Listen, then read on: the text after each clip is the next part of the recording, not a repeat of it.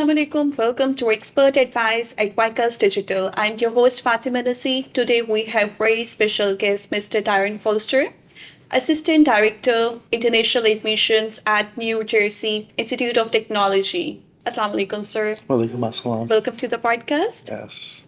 Can you tell us about your role at NJIT? Yeah, so I'm one of the assistant directors of international recruitment at NJIT. We are a four-person team.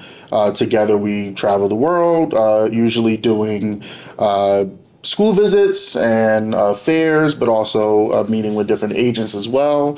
And then in addition to that travel, we also read applications all the way from undergrad all the way through PhD applications as That's well. great. Yeah. We are moving towards the segment one. This segment name is Introduction and Journey. Can you please tell us what led you into the field of education? Yes, as myself going through the process, and I was essentially what we call a first generation student. And so a lot of the things that I went through, I didn't know sort of what I was doing until I was doing it. And so I always wanted to take what I learned from my education experience and be able to share it with other students. Diversity was something that was very important to me. International travel was something that I had gotten to do. And so it just kind of made sense to blend those two things with international recruitment. And it's been a really great experience so far. A lot of really great students across the world. And, I'm just hoping that we can tell them a little bit more about studying in the U.S. and studying at NJIT and how that can help them in their future plans. And what do you enjoy most about working with students globally? We're all the same, really. You get to talk to so many people, and you really end up being inspired by a lot of these students and things that they've done already, where they want to take their careers. And so being able to just be a vehicle for that and help them get to wherever their next steps are is really all that I care, about the job. And what makes NJIT unique for international students? It's a mix of things. It's certainly our location, being right next to New York City, a global, world city, is a valuable experience in terms of connecting with career opportunities, as well as just the affordability of the university. We're a public university, so those schools tend to be a little bit on the, inexpensive side. And then I'm sure we'll get into it, but we offer really generous scholarships. At the undergrad level, we can go all the way up to a full ride through our honors college. And then we even offer scholarships at the master's level as well. We are moving towards the next segment. This segment name is Insights About University. Can you please tell us about what programs at NJIT offers for international students? Yes, so we are what's known as a polytechnic university. A quick way that you know if a school is polytechnic is just that they have sometimes Institute of Technology in the name or tech in the name or something of that sort. I believe there's about 36 such universities, some of those that you've heard of, MIT, Georgia Tech, Virginia Tech, schools like that. Those types of universities are going to have a specialization in all things STEM. So it doesn't mean that they don't offer, some traditional programs, but they really sort of hyper specialize in STEM. There's a lot more hands-on learning, and we are one of those universities. So this is everything from computer science, IT, AI, engineering of all types, architecture, and then for us, even a lot of programs that you don't traditionally think of as STEM, such as business, we really infuse that in there. So we're really giving students a very well-rounded and versatile, kind of curriculum. And tell us about the academic entry requirements. Yes, so basically we're looking for a very well-rounded student and application. Essentially, if you're going to be looking for a program that is a little bit more STEM, so like a computer science or engineering, we will look a little bit specifically at those math and science classes. Generally, we typically want to see a student have about a B average or higher from the A to sort of F scale. And again, just looking at the cumulative grades, but then again, also looking at, maybe some of those classes that may fit in particular with something that you're going to be taking, in your major. We are SAT and ACT optional as a university. However, I do think that a really good score in, that can really help increase the scholarship. So for the SAT, for example, about a 1250 score is typically what we're looking for there. And usually for our honors college, which is the one that can go all the way up to a full ride, we're at least looking for a 1400 or above. That's great. How does NJIT support international students academically? Not only are we assisting students, even from the admissions process in terms of, having their I-20 and preparing for their visa appointments, but when they get on our campus, we have a ton of tutoring resources. Students are going to have advisors and mentors that really sort of help them. And then the students themselves, they do a really good job of working together to help each other get through it, especially in the STEM fields. These aren't, the easiest courses. And so everybody, usually relies on someone or a group of people to help them get through. And how does NJIT prepare students for future global careers? Yes, one of the big things, I've been at NJIT for almost 5 years, and whether I've worked with domestic students or international students, I've almost essentially promised students that you're going to have a lot of internship and co-op opportunities. That's something that we stress from the minute a student gets on campus, being able to connect with those companies, being, right across the Hudson River from New York City. We'd be, foolish not to take advantage of that pristine, location that we have. And so we just make sure that our students get that hands-on learning on campus, but really get to go off campus to really put those skills to the test and really learn how to advocate for themselves in terms of, what dollar amount comes with the skills that they have to offer. And tell us a bit about the campus environment.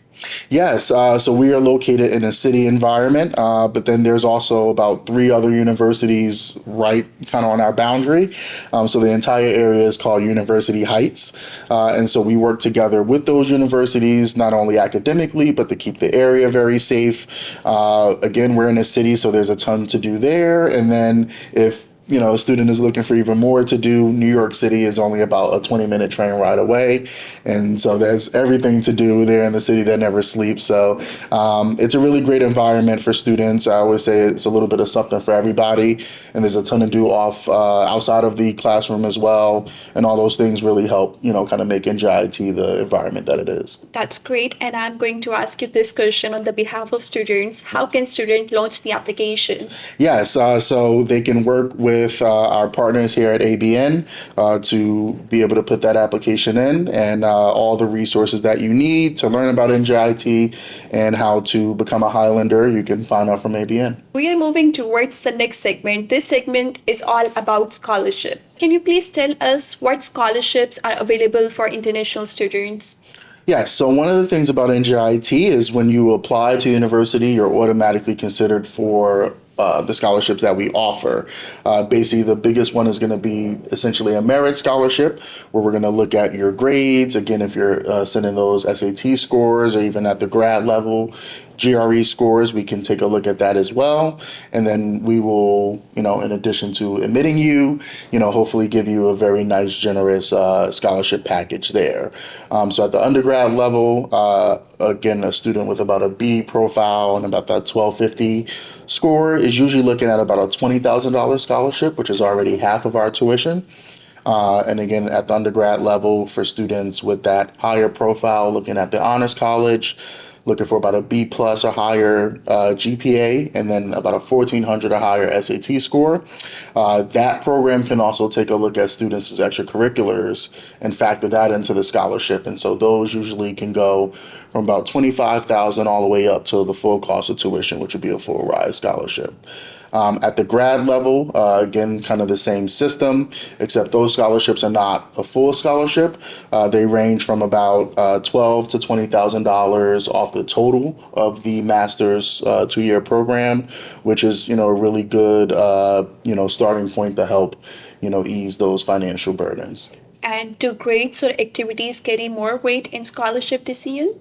So I think for most schools, they are going to be looking at the course load. We want to make sure that students are going to be successful first and foremost. I mean, you're coming a really far way to come to school, and we want to set students up for success. So we want to make sure that you can do the work first and foremost, but then certainly extracurriculars is something that we look at. Again, our honors college can factor that into their actual scholarship, but even outside of that, we do want to see a student who can balance things outside of the classroom with their studies, because that's really all that college is about. We are moving towards the next segment. This segment name is Success Stories and Insights. What advice do you give students who are unsure about studying abroad? I think it's a really great opportunity for students. The one thing that I'm always pretty upfront about is you are coming as a student. America or any other destination doesn't have to be your forever home. You're not making a decision for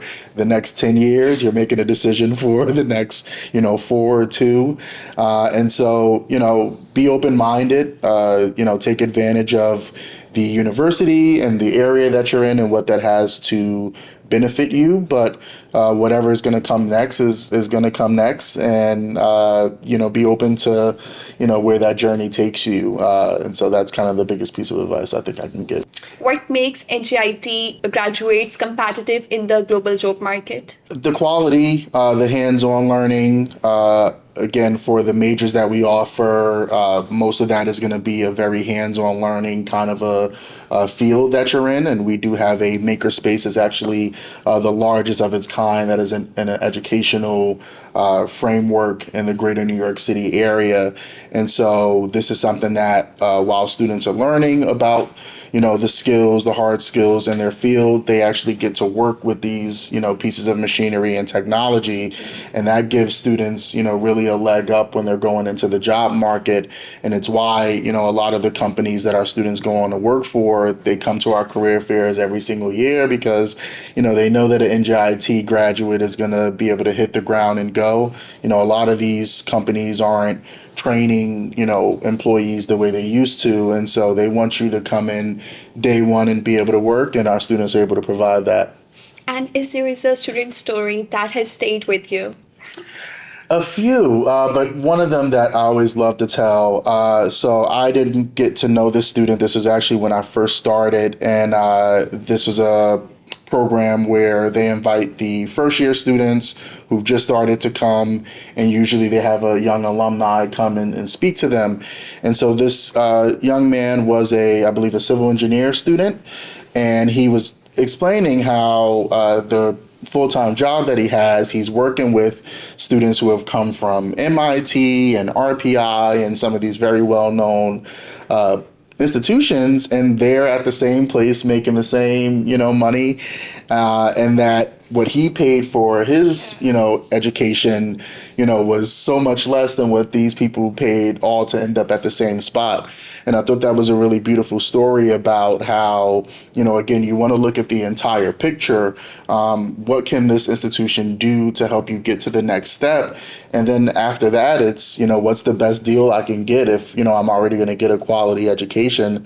And so it's just kind of a easy math equation of outcomes minus what you pay for your education.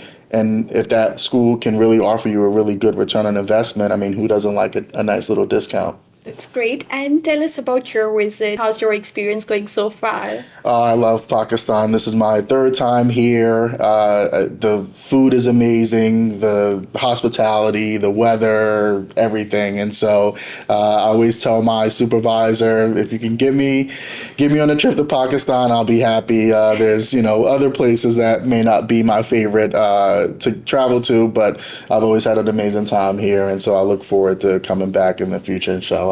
What's funny is I don't really eat a lot of sweets at home, but all the dessert here is just perfect. I think the other day in Islamabad we had gulab jamun, and I think that just made my day. We are moving towards the last and most exciting segment. This segment name is Rapid Fire. Are you ready for that?